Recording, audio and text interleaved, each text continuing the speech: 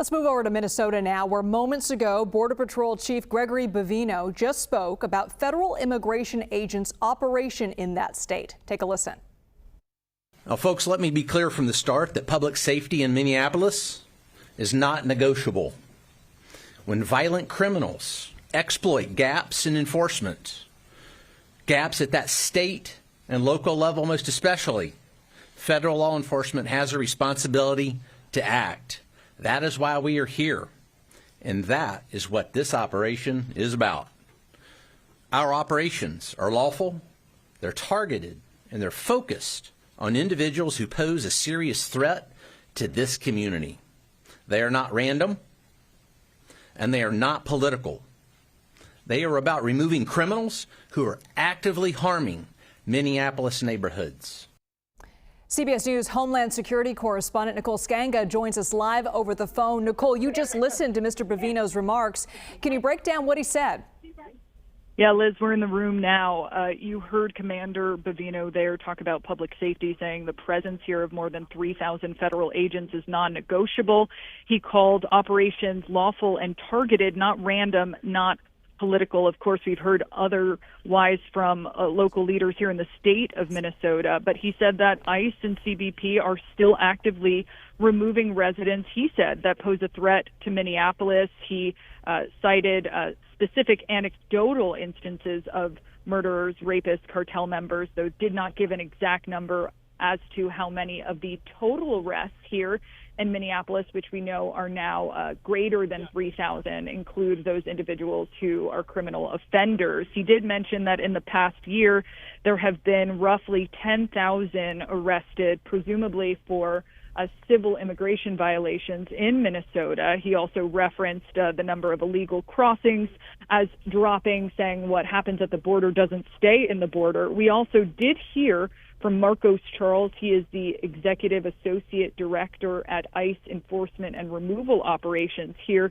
in Minneapolis. He encouraged the public to use ICE tip lines to report on potential public safety threats. He also called on local law enforcement. He said that there are 1,360 individuals with detainers, presumably individuals who are in Minnesota's jails and prisons that ICE would like. And he called on local law enforcement to comply. Of course, my follow-up question is, are those individuals who have final orders of removal? Are those criminal offenders? Unfortunately, we did not get to ask that question. But an interesting number there will be interesting to pose to local law enforcement, because right now, federal law enforcement is saying that if state and local police want ICE out of Minneapolis, all they need to do is cooperate with agents on the ground.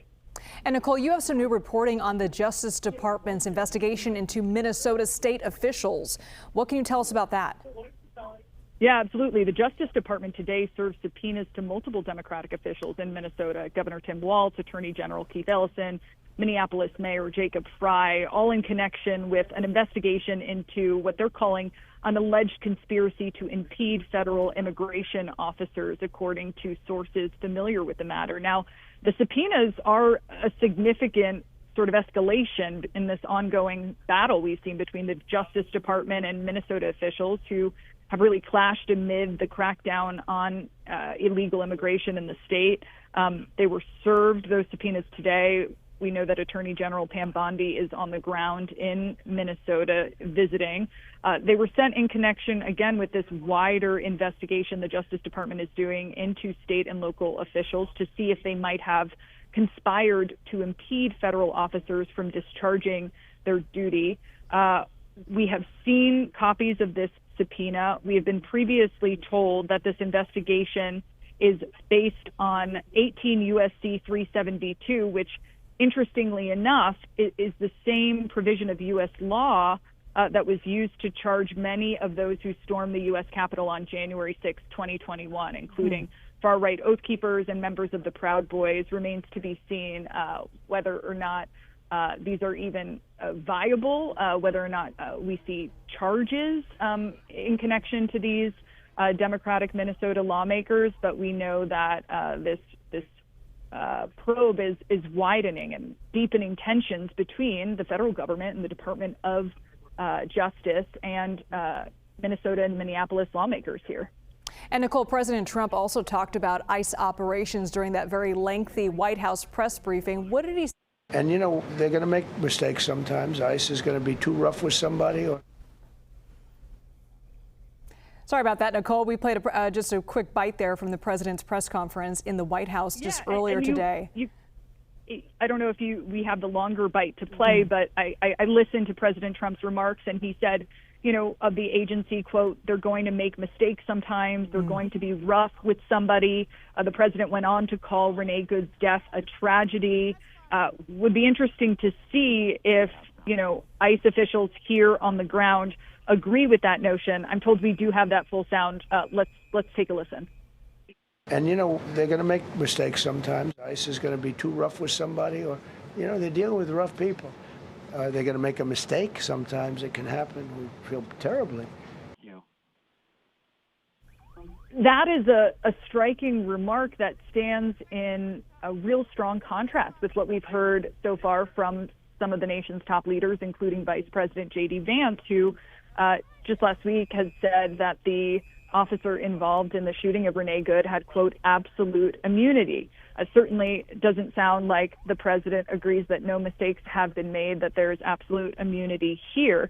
But it really begs the question, you know, how are officials, ICE officials or CBP officials, we've seen them both in these sweeping immigration roundups, being held accountable for unlawful use of force? Can they be prosecuted if they are found to be in, you know, violation of the excessive force policy within DHS? We do know that Secretary Noem told our Margaret Brennan on Face the Nation over the weekend that ICE has launched an internal probe into that agent's actions during the fatal shooting of Renee Good, that they are, you know, looking into that, obviously in parallel with the FBI's ongoing investigation. But that has been an investigation that has been rather controversial for its exclusion of state parties, as well as the Civil Rights Division within the Department of Justice. So a lot of Americans and folks we are speaking to on the ground here in Minneapolis believing that